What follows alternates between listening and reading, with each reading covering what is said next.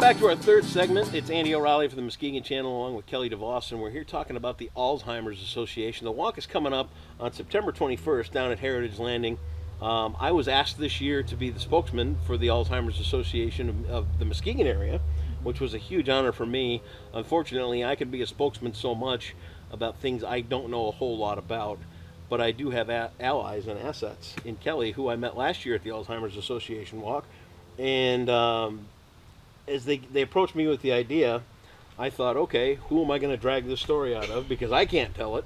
But you have so far been remarkable in this story that you're telling about your life dealing with this disease, this Alzheimer's disease, from more than one angle.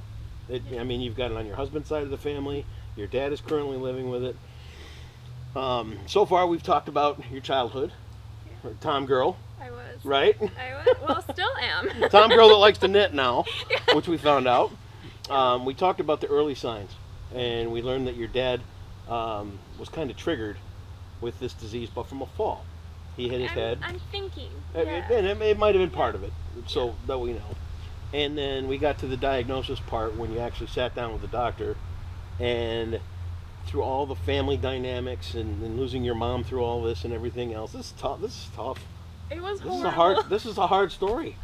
I mean, and that's why I'm telling you, you're doing an amazing job telling this remarkably human and remarkably hard story, because it's not easy to do. And I don't know if I could be in your shoes. I've told some tough stories about this life. I mean, so I get it. Yeah, I know. It was hard, and it still is. Yeah. You know, I still live obviously with it. Yeah. You know, as long as I have Dad, I'll always live with it. Sure. You know. Well, where we left off was, you know, your dad, it was at stage 4 Alzheimer's, right? Yeah. He was doing things like forgetting where he was driving. He was left soup on the stove. He finally did admit that he had left soup on the stove. Yep. When he was living at home. Yeah. Yep. And it came time he needed to live somewhere. Yep. And he came to live with you. Let's talk about that. So, tell me, I mean, and this and this is the hard part. This looks like it's going to get raw, and that's okay.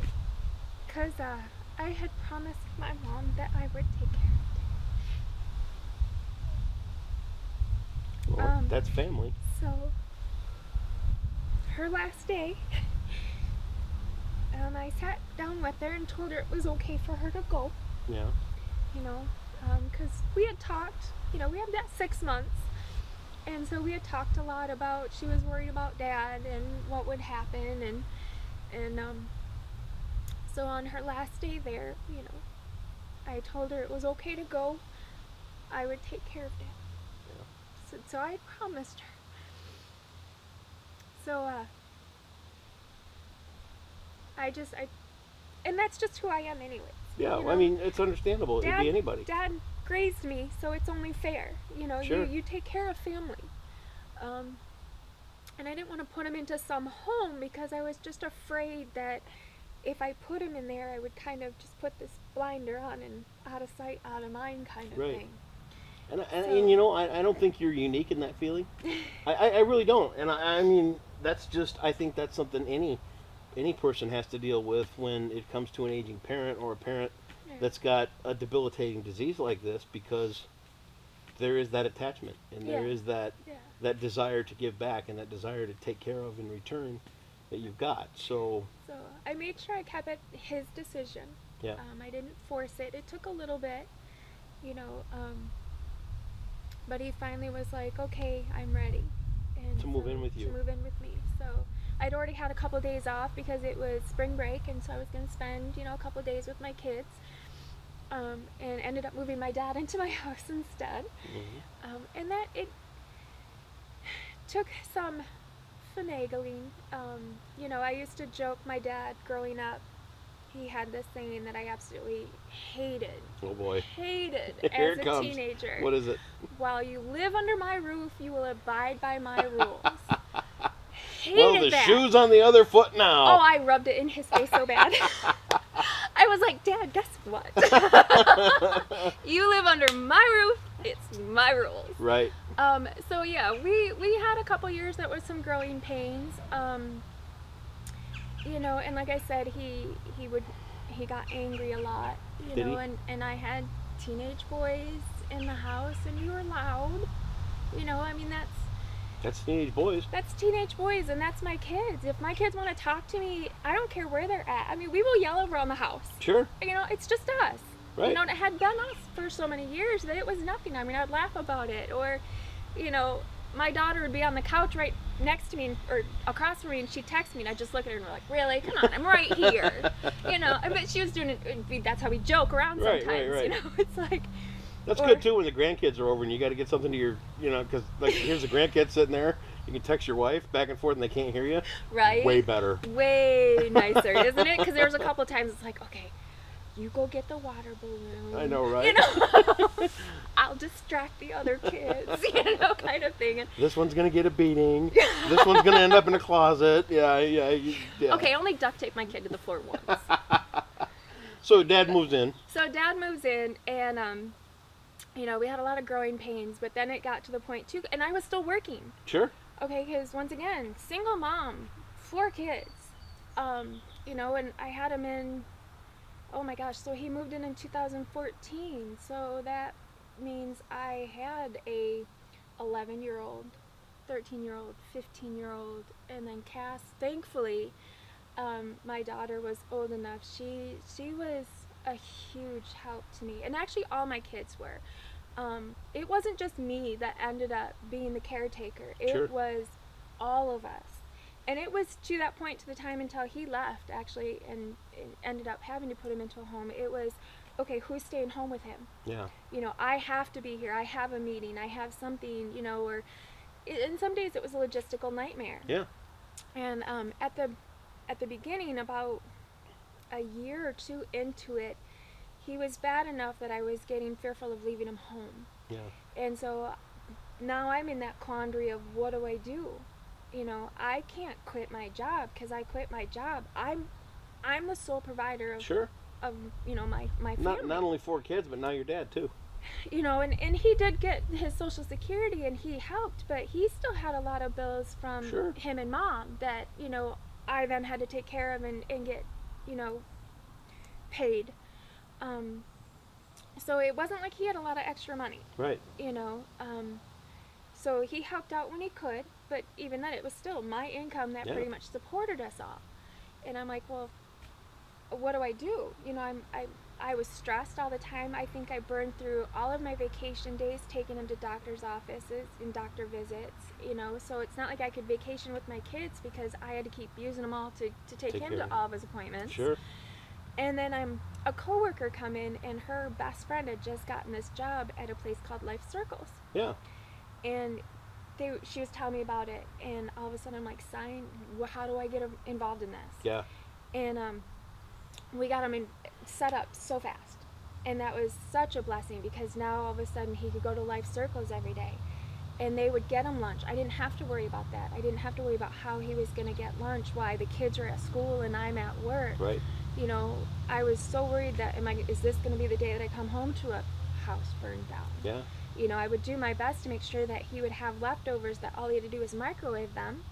So there wasn't nothing he had to make. That, you know, it got to the point I had to take knobs off the oven, off the Wow. stove. I'd have to hide him in the cupboard so he couldn't get to him, because he would try to do something. Heat this. I'm like, why are you heating this soup up on the stove? Dad, just put it in a bowl and put it in the microwave. Yeah. You don't need the stove at all. Right.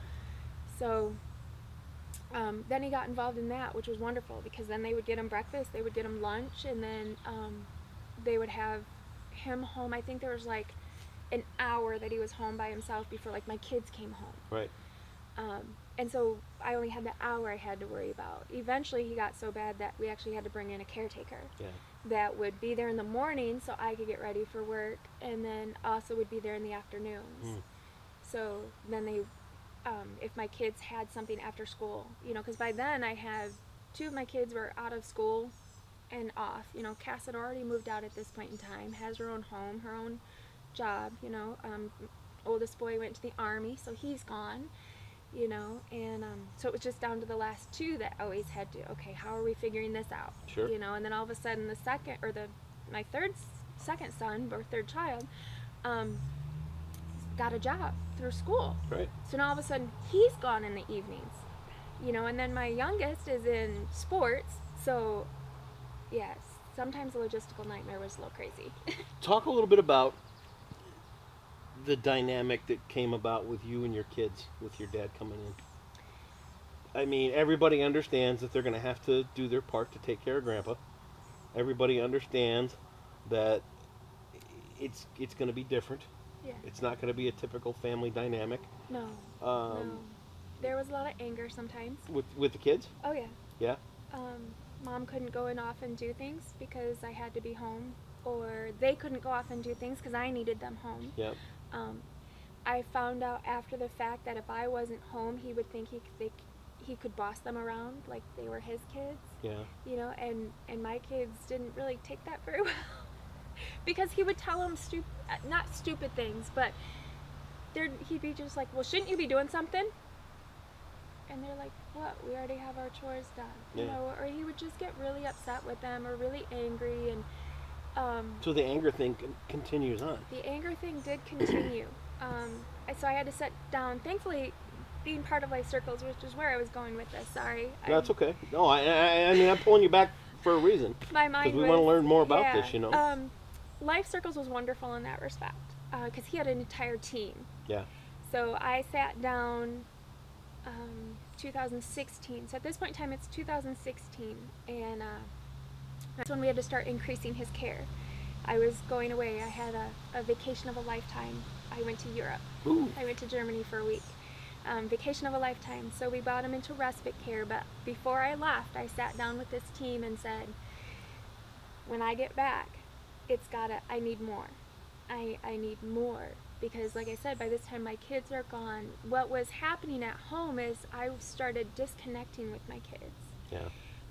We started disconnecting as a family because what would happen is he would be so angry and so cranky that we would have dinner, and as soon as dinner was done, we'd scatter. Yeah. And we'd all go to our rooms, and all of us. Yeah. And we would just stay in our rooms. Everybody would jump in a shell. Yeah. Yeah. So the kids and I really, that's my one hard thing for me is because I disconnected from my kids. My kids and I were everything, As a single mom, you get really tight with your kids. Yeah. If you're a mom like I was anyways. Probably a very good one. I made still sure are. I made sure I went to those Boy Scout meetings, Yeah. So I had to eat on the way because they ate before, and I would get home, pick them up, and I'm out the door in 15 minutes. Yeah. So I've got my PB&J as I'm eating, taking them to Boy Scouts, or we're going to something that my daughter was doing, or, Family. we were just, I was trying to keep my family involved, and that's just how I was. Yeah. And so when my dad got involved, I tried for a while to keep that up, but then it just gets kind of difficult. Yeah. Because you can't take him to the store. No. He'll wander off. He's like a little kid that sees something shiny. And that's where he'll go.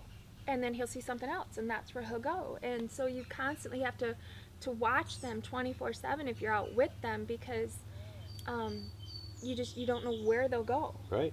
And if you take your eye off them for a second, just like a toddler, They're gone. They're gone. Just like that. Yeah. So, there was a lot of that's when a lot of the anger came in. Yeah. A lot of the anger. I can still see it. Yeah. There's a little stink eye going on there, wasn't there? Just a little. And that's understandable. Just a little. A lot of anger. But then with that, because I am only human, I felt guilt because I'm like, this man raised me. I shouldn't feel angry that I now have to take care of him. Yeah. He spent a lot of his years. But in my head I'm thinking, okay, but at least I was like getting better and more independent, where he's getting more and more dependent. Sure. And I was getting angrier and angrier and frustrated, and but like I said, I sat down with this team and just said, okay, we need to do something. I said, because if he hits me or one of my kids, I don't care. That's my breaking point. It's done. Wherever he goes, but and it was getting to that point. I don't think you're wrong for thinking that. Yeah, he hadn't gotten violent, but he was very verbal. Right. He was very verbally abusive. Yeah, okay. And I was like, I'm not doing this. I'm not putting my kids in that position, because to me verbal abuse is just as bad as physical abuse. Yep.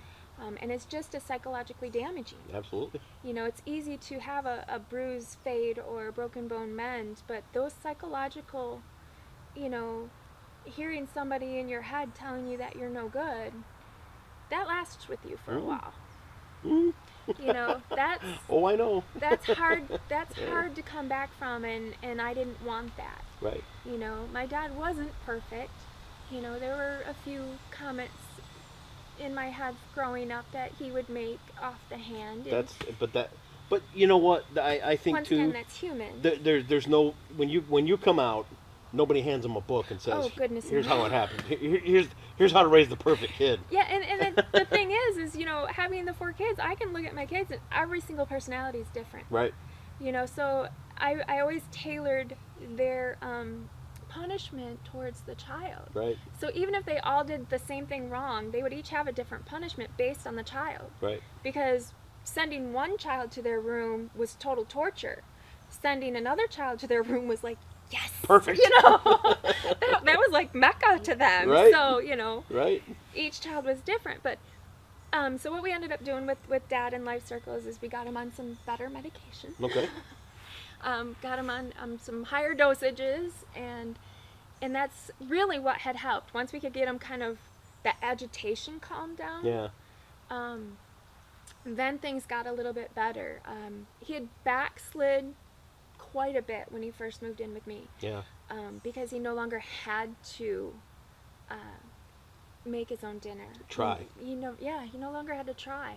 And that was one of the things that I found is huge in Alzheimer's, is that to help stave off and slow down the progression is to keep them engaged in life. Yeah. It got to the point I actually had to get rid of my TV. Really? No cable. None whatsoever. Okay. Because he would yell at us because we were being too loud because he was watching a show that he had already seen 3 times. Well, if it's a good show, I mean, I get it. Yeah, but when... Sorry. You know, got to stick with the guy on some things, you know. I was like, No, if I've seen this show 3 times, I know you have seen it at least 3 times, if not more. You know, I'm like, You'd hate me come because I turn the on. same thing on every night before I go to bed. I know, right? Sorry. No, I binge watch Netflix. So, you know, So you got rid of the TV. had to You get do rid that. of the TV. Yeah. And that, because like I said, the TV just created a lot of issues. And Yeah. I would sit, like one day I came home at a half day and I came home and he would just sit there in front of it and fall asleep. Yeah. 3 times. Within like 3 hours, I would turn the TV off. He'd wake up, turn it on. Fall back to sleep. I'd turn it off. You know, so that helped getting him into Life Circles, because then I saw, oh, okay, he plateaued for a while. Yeah. You know, and that was really nice, that when he plateaued, because then, you know, by having him at that point, he wasn't getting agitated. We were getting the medication correct. And so things at home had kind of, the tension and the stress was a little less. I was still resentful because my kids, as they were getting older, I finally was like, freedom. Yeah. You know, I could finally go out, because at this point in time, I'd also found my husband. Sure. You know, we actually had our first date a month before Mom passed away. So, during all of this, you know, I'm still trying to be a mom, a woman. You know, I'm trying to live my own life. So I was trying to still date someone, take care of my kids, work, you know, all of this. And so I was resentful of having some of this now demands on my time. Sure. You know, I could no longer just take off like I wanted to. Yeah. You know, I could no longer go, you know, hey, I'll be back in a couple hours to the kids. Right. You know, because they were getting old enough that they could be home on their own. Yeah. Or the weekends that they were at their dad's, I could be like, whew, I'm out. Right. You know? I could Mackinac go, Island, here we come. Yeah. Yeah, that type thing. You know, Sure. go hang out with his friends, or, you know, go hang out with our friends. Go out to dinner, go out to the bar, whatnot. Sure. Yeah. And now all of a sudden I couldn't. You know, and what also happened in part of that is I got really sick.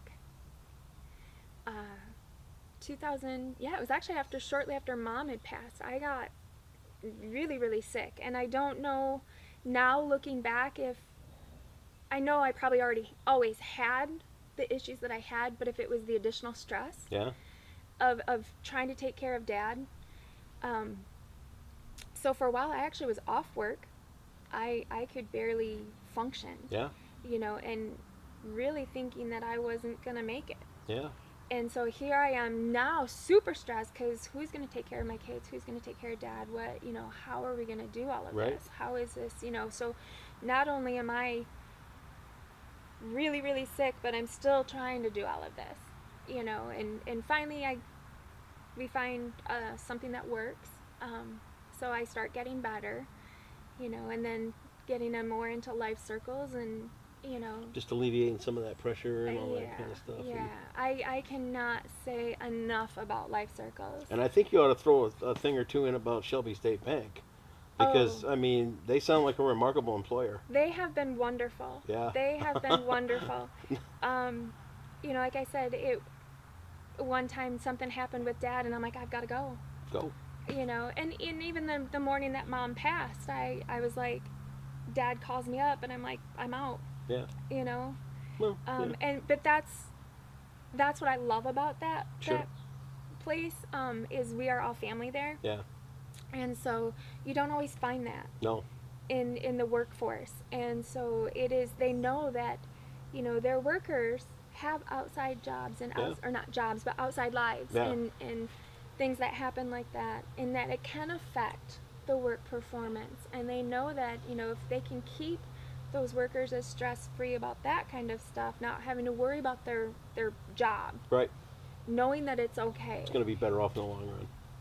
I've been there now 13 years, How and about that? I will be there until I retire. Nice. I will never leave.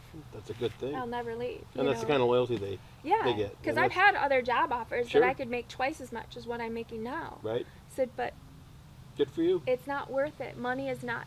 I've always been money's not worth it. Family is. Right. Money can't buy me family. They can't give me the things that are important to me. Right. And that was how I grew up, because that's how my parents taught me. And I think it's kind of blended into this whole story. Yeah, that's and what my it parents shows where the taught stress me. comes from. It shows where things piled up on you. Yeah. It shows how it kind of started to pull apart that dynamic of you and your kids.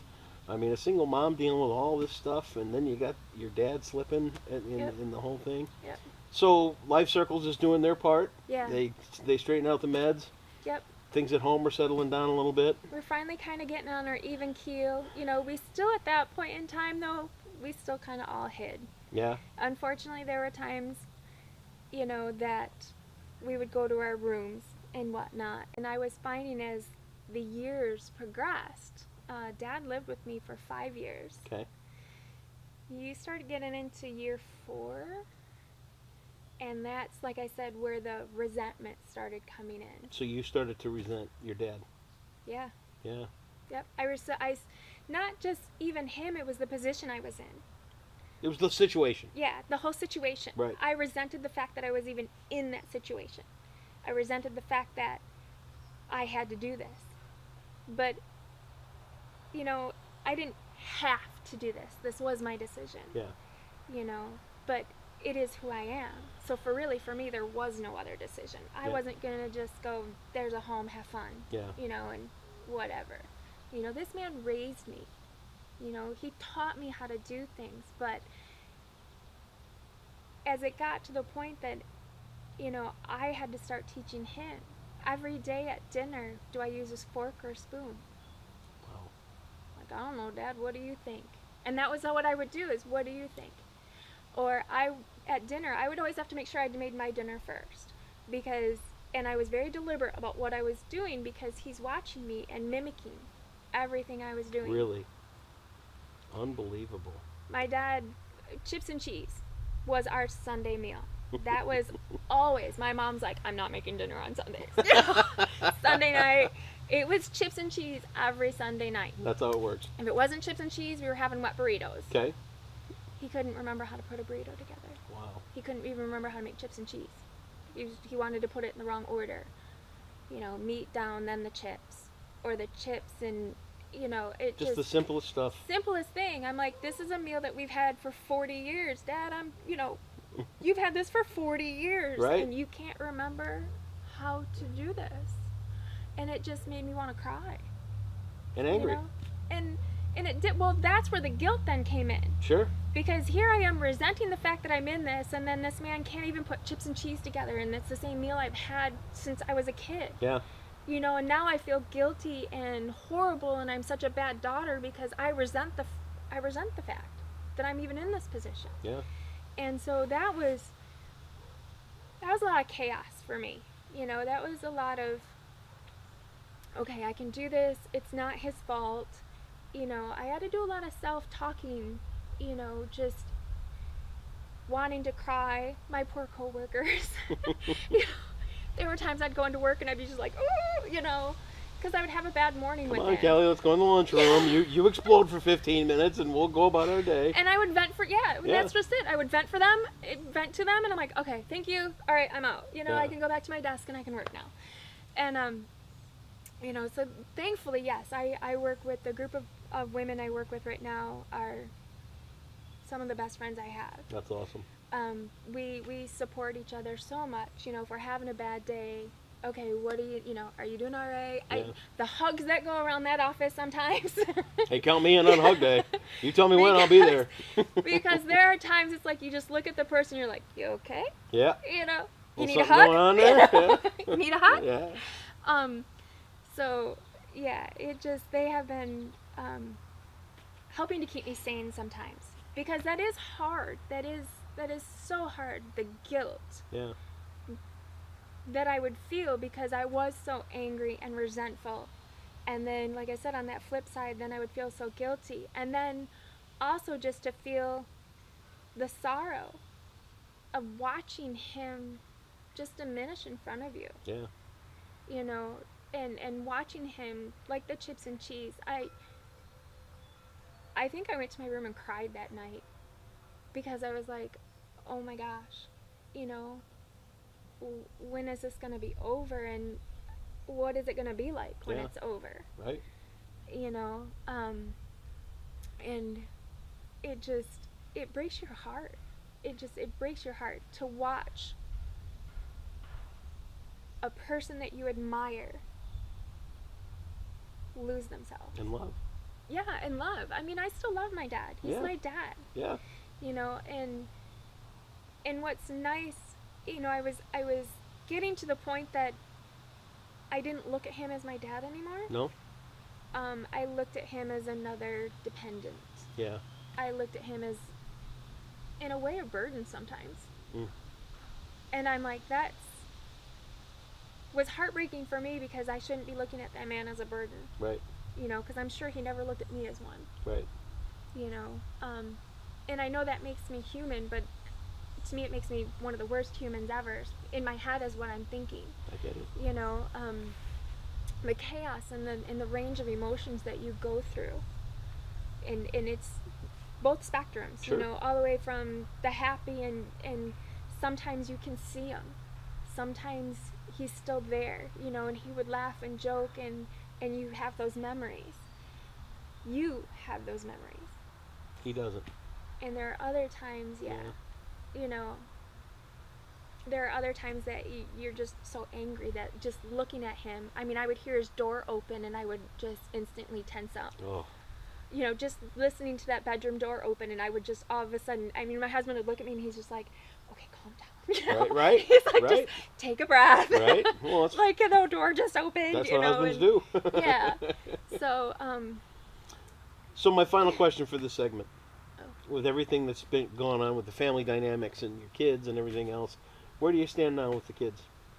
Is it because your dad? We're going to talk about this in the next one, but your dad is now in care somewhere else. Is it starting to come back together again a little bit? I mean, your kids are grown up now, and you know, one's in the Yeah. army, one's doing Yeah. sports, Yeah. one's over here writing a fantasy novel behind the camera. You know, I mean, your second one. are they starting to, Um, or is this still a lasting effect? We're coming back. Yeah. We're getting back. We're joking around. We actually are coming out into the living room more now. Is the TV back? No, I'll never get the TV back. Never gonna get the TV back. I don't miss it at all because I got my Netflix. There you go. And in fact, I even got got rid of my internet because I have unlimited data on our phones and cellular devices, so I can just hotspot. That, right to your Netflix, and there you go. Yeah, right to my Netflix. The kids have an Xbox, and so Perfect. you know they can hotspot that in. The only thing is I guess they can't download games, and I'm just like, oh Rats. darn. I know, right? We You grew up know? with Ataris. Ooh, exactly. I you loved my you don't know Atari. pain. I still have mine. I do too. I know, right? We gotta have an I love my Atari fri- tournament Oh my gosh, sometime. that'd be so much fun. But you're coming back together. Yes, and so there's more laughter in the house. Yeah. My kids and I have always been big about any phone call, any text. We always end it with "love you." Oh. Always. That's great. Whether we're instant messaging or we're calling each other, it's just because you never know. You know, you never know what's gonna happen, and you know, like I said, when I got sick, I thought that was it.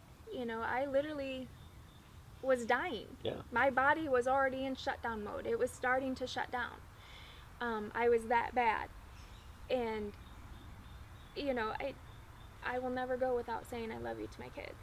That's great. Or showing my appreciation to family, friends. You know, I Yeah. can't tell you how much I appreciate you doing this. You're the you star know. here, not me. Um, I'm just sitting here with a camera and a few questions. You're the star. So yeah, it has been nice. I have asked the kids a couple of times, you know, I'm sorry that my decision affected your guys' lives that way. And my oldest son was like, Mom, I wouldn't change anything. Yeah.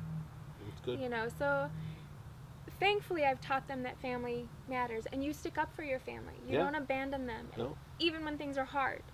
So, you know, that is one thing I've also tried to teach is you lead by example.